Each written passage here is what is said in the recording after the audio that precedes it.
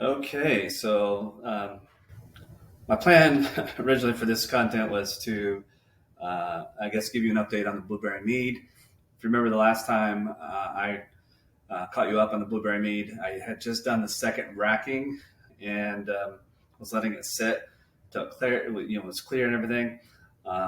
And it had been sitting there for, I think it was about 10 days or so, 9 or 10 days. And it was really clear looking. And a couple friends came over, Kim and Mitch. And Mitch is into wine making. He's made some persimmon wine. I think he's making a pear wine now. And I was anxious to give him a sample. And he enjoyed it. And then Amanda wanted to have a taste. And, well, she enjoyed it too. So my plan was to bottle that and let it sit. Because everything I heard and read about meads is they're better the longer they sit. But anyway, we got into that mead, and let's just say we finished a gallon. So we didn't even give a chance to let it sit and age. But that's okay. It was good. It tasted like a good wine. Blueberry was subtle. I don't know. It's just a soft, nice, smooth drink. Obviously, we finished it, so there was something about that. I'll definitely make that again. But today, I'm going to make a Pinot Noir, and I'm going to use Pinot Noir juice concentrate. This is sort of inspired by a video that I watched on City Steady Brews, and I will provide a link to their winemaking video as well. So more or less this is inspired by them, but very simple recipe. I've got the juice concentrate. I've got 2 cups of black tea that is steeping. We'll use that'll help with the tannic effect. Water, of course. I'm going to add a little bit of yeast nutrient. And then the yeast I'm using is the Lalvin EC-1118. I guess this is the workhorse when it comes to wine. So it's good wine yeast. It's what I use with the mead. So it turned out well there. So we're going to use that. I've got everything sanitized in the bucket right now, getting that clean and sanitized for use. So let's just see how much goopy this is. We'll get this thing popped off here, and we'll start pouring some in there. It's pretty thick. I'm just curious about the taste too.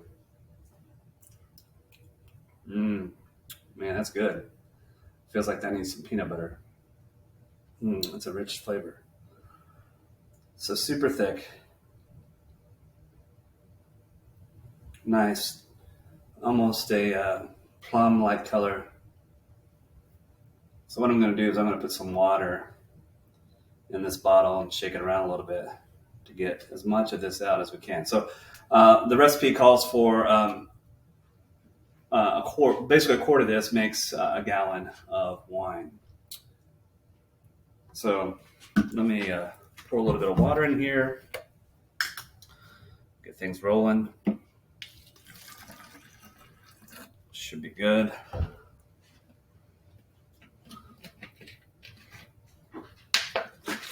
Shake it around a little bit. Now, very important, we're going to measure the specific gravity once we get everything kind of batched together. We want to know where we're starting at from a specific gravity perspective so that we know what our alcohol potential is.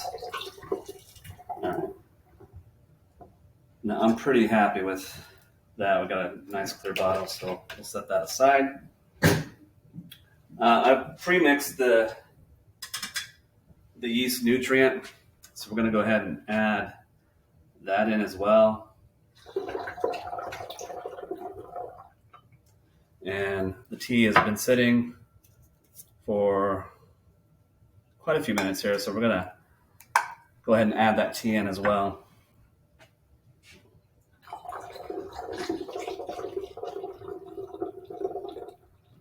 Now, I know there's 2 cups in here, so this container is a full gallon, so we're going to have a little bit more than a gallon's worth if I use all of this. So I'm just going to be mindful of that. I'm going to leave a little bit of headroom. A lot of what I've picked up from different videos I've watched about winemaking is sometimes it can bubble a lot. I am going to put this in a bigger bucket so that in the event that we do get a little bit of bubbling over, at least it's in another container and not on my floor, because I could imagine this would stain. So I'm going to stop it probably about right here where the words are. It's probably a good safe bet. Maybe a little bit higher than that.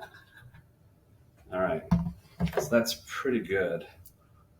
I'm going to take my funnel off.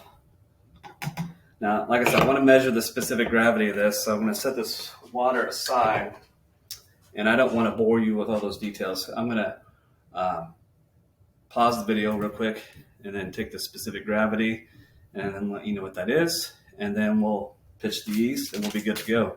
So 1 second.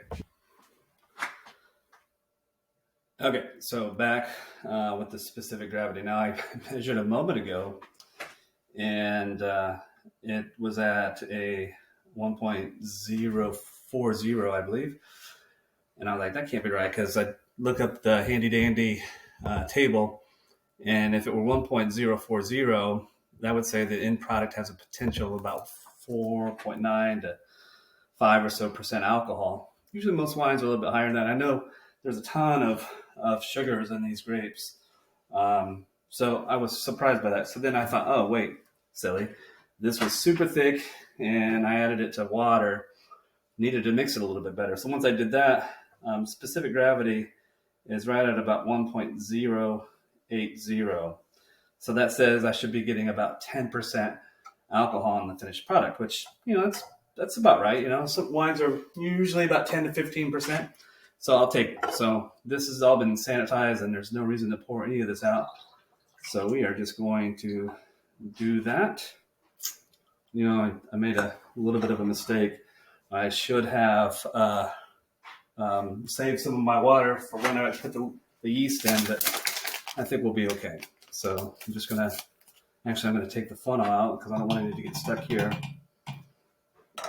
And we're just going to put it inside our vessel. Get it all in there. There we go.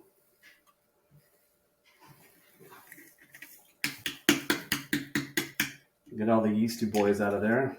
All right. So next step, cap it, and then we're going to put an airlock on it, and we are going to let it sit. How long? I don't know. I'm sure easily a week, probably longer. But we're gonna check on this here. Like I said, probably in a week or so, and I'll keep you posted on updates.